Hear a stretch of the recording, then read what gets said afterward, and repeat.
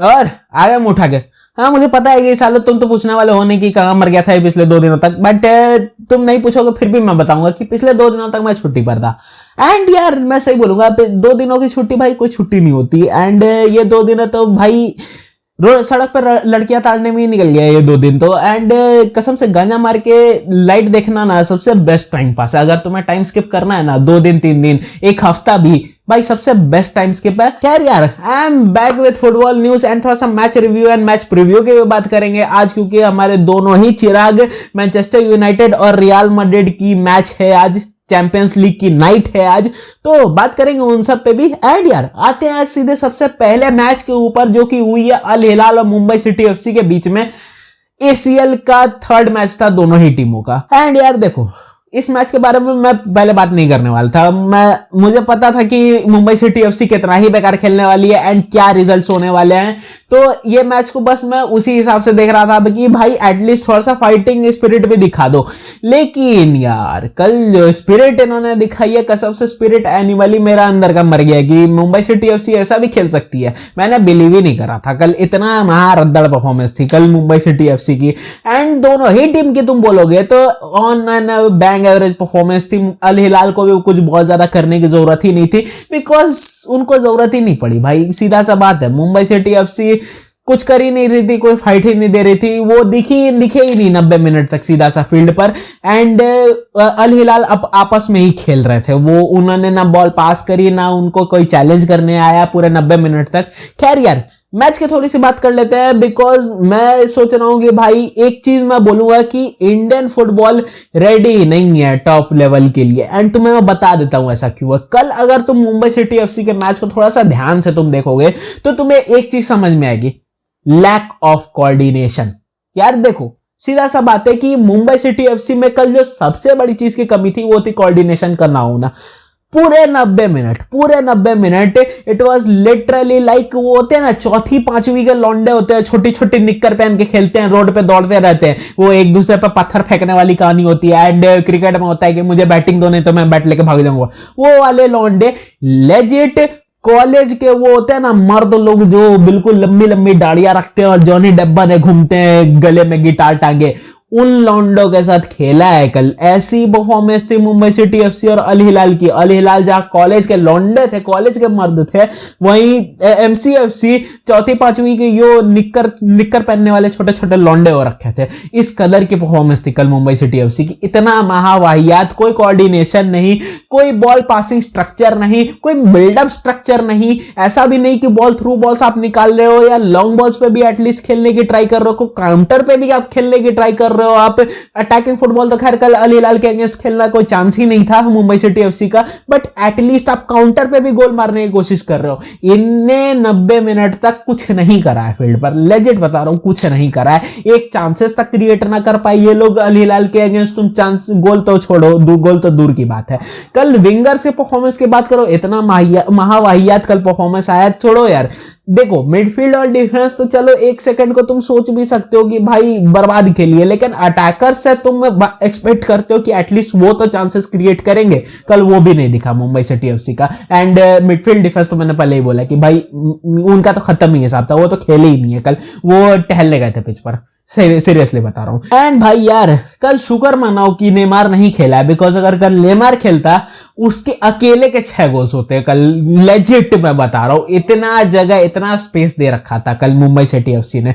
And मैं सही बोलूंगा भाई, ये मुंबई सिटी एफसी कल डगरा का बैगन हो रखी थी। मतलब जहां मन तहां सैचुरेशन कर रखी है, राइट पे जा रही है पूरी टीम। बॉल अगर राइट पर है तो पूरी टीम राइट पर जा रही है। ये भी नहीं कि इधर साइड रहता है ना कोई एक प्लेयर रहता है संभालने के लिए कि भाई लेफ्ट साइड से काउंटर ना बने, एटलीस्ट संभाल ले। पूरी टीम खसका दो। राइट पर अगर बॉल जा रही है पूरी टीम राइट पर घुसेगी, लेफ्ट पे बॉल जा रही है पूरी टीम लेफ्ट पे घुस जाएगी। राइट का तो कुछ देखना ही नहीं है भाई। इतनी जगह छोड़ रहे थे ये ऑपोजिट स्पेसेस में कि मतलब बांद्रा का एक लौंडा 1 BHK की फ्लैट बना दे, वहां 1 BHK की फ्लैट खड़ी कर दे लेजिट, और अपने सहपाठियों के साथ 11-12 लौंडे लेके रहना भी शुरू कर दे।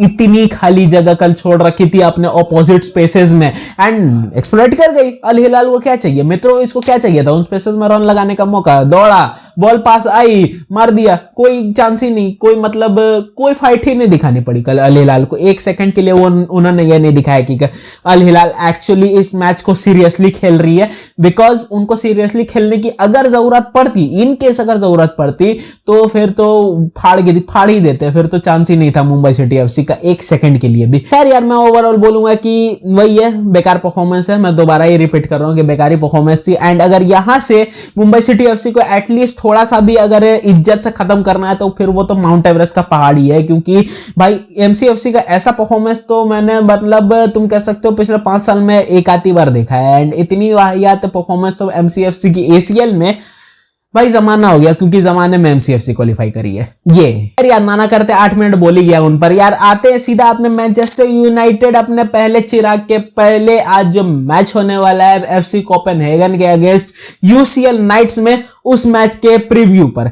एंड यार देखो एक चीज मैं बोलूंगा कि मैनचेस्टर यूनाइटेड अभी भाई डू और डाई वाला सिचुएशन है, आज लेजेंड डू और डाई वाला सिचुएशन है आज एरिक टेन हैग के लिए भी और मैनचेस्टर यूनाइटेड के लिए भी। बिकॉज आज अगर एफसी कोपेनहेगन से हारे बाहर ही है, फिर तो यूरोपा लीग खेलना, यूरोपा लीग के सपने देखना, यूरोपा लीग की थीम बजेगी फिर ओल्ड ट्रैफर्ड पे, चैंपियंस लीग भुला जाओ फिर। क्योंकि भाई जिस तरीके की अब तक की परफॉर्मेंस रही है ना, हमें नहीं लगता कि अगले सीजन भी भाई हम लोग क्वालिफाई कर रहे हैं चैंपियंस लीग के लिए। अभी तक तो मैं बहुत ज्यादा डाउट में हूं।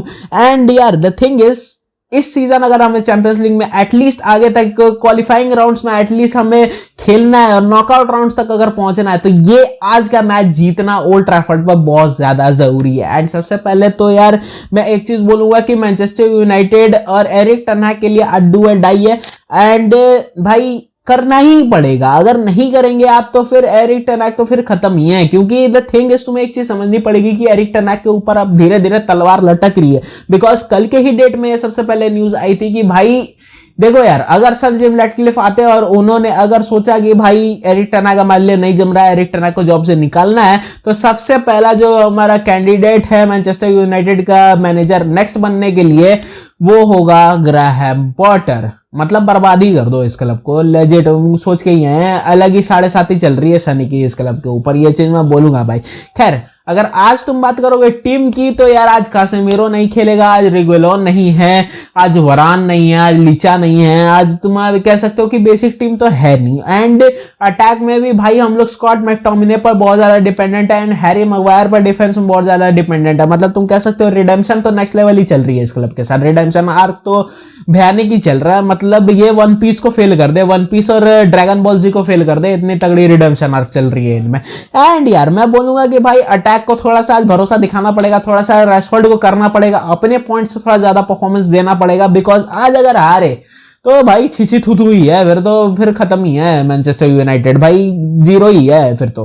खैर यार मेरे प्रेडिक्शन होगी आज मैनचेस्टर यूनाइटेड के लिए 2-0 की विक्ट्री कोपेनहेगन के ऊपर। बिकॉज जीतना तो यार देखो जीतना तो चाहिए। Bobby Charlton rest in peace sir, because भाई यार एक ट्रिब्यूट तो बनता है उनके लिए डेफिनेटली, GGMU। एंड यार देखो मैं बॉबी शार्ल्टन को मैंने देखा नहीं है, ऑफ कोर्स अपने जन्म से 40 साल पहले जन्म लेना पड़ता अगर बॉबी शार्ल्टन को देखना था। बट यार इतना तो मैं जानता हूँ, इतने साल से फुटबॉल फॉलो कर रहा है कि बॉबी शार्ल्टन को तो इतना मैंने जाना है कि यार he was legend a legend. And यार तुम कह सकते हो one of the biggest sports personality अपने टाइम के।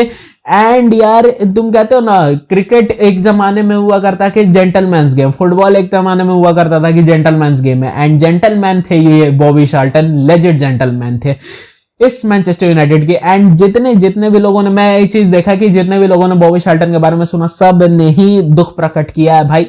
तो यार बनता है इनके लिए तो एक ट्रिब्यूट तो बनता है, रेस्ट इन पीस सर। यार इसी के साथ आते हैं अपने सेकंड चिराग के ऊपर जो कि है रियल मैड्रिड। एंड उनका मैच है आज एससी ब्राया के अगेंस्ट।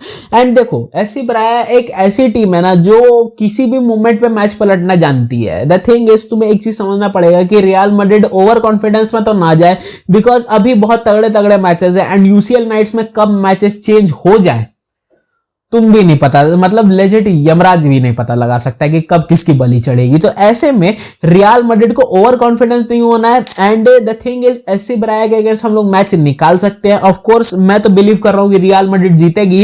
एंड एक और यार, जो उनका भाई स्टेडियम है एससी ब्राया का, मतलब यार क्या स्टेडियम ही बनाया, पहाड़ के बीचों बीच काट कर वो स्टेडियम बनाया, इतना खूबसूरत स्टेडियम। मतलब वहां मैच देखने में रियल मैड्रिड का और रियल मैड्रिड की थीम बजेगी तो भाई नेक्स्ट लेवल ही मजा आएगा आज के मैच में। खैर यार, सीनरी तो परफेक्ट है, टीम भी परफेक्ट है। द थिंग इज, एक चीज है कि रियल मैड्रिड को आज का मैच जीतना पड़ेगा। अगर जीत जाती है तो ठीक है, आगे का रास्ता क्लियर आउट है, फिर बिल्कुल ही कोई दिक्कत नहीं होने वाली है, फिर नॉकआउट स्टेजेस में मिलेंगे। एंड अगर आज हारती है तो फिर सिचुएशन थोड़े से रियल मैड्रिड के लिए भी डगमगाती हुई दिखेगी। एंड यार ऑफ कोर्स टेबल से तो नीचे नहीं होने वाले हैं, बट इतना तो कंफर्म है कि आज जीतने वाला है रियल मैड्रिड। एंड आज एससी ब्राया बहुत टफ कंपटीशन देगी, बिकॉज ये चैंपियंस लीग भाई टूर्नामेंट है अंडरडॉग्स की।